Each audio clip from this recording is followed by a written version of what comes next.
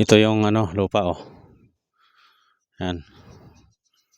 Hindi naman siya tagilid, talagang lang siya oh.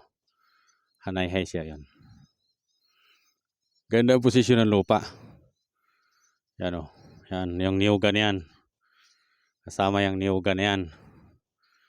Ay, overlooking siya. Dito tayo, overlooking tayo. Yan ang lupa oh. Yan. Gilid niyan, pababa. May sapa dyan.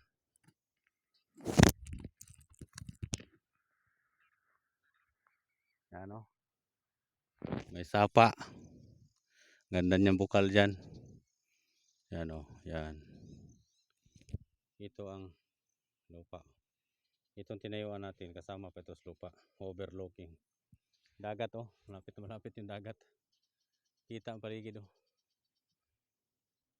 Yan. Dagat yan oh. Yan, dagat yan. Oh, yan siya, dagat. Itong highway, nandyan ang highway oh. Malapit na malapit siya sa highway. 200 meters ang highway.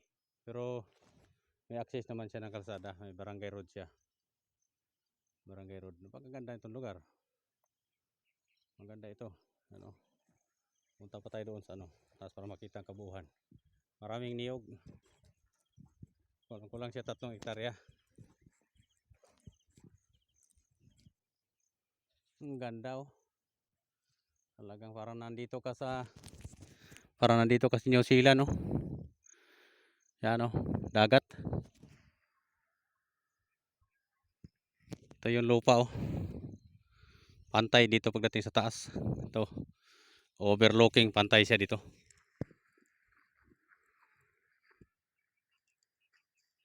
Yan, maraming niyog. Pantay siya dito. Kitang-kita yung paikot.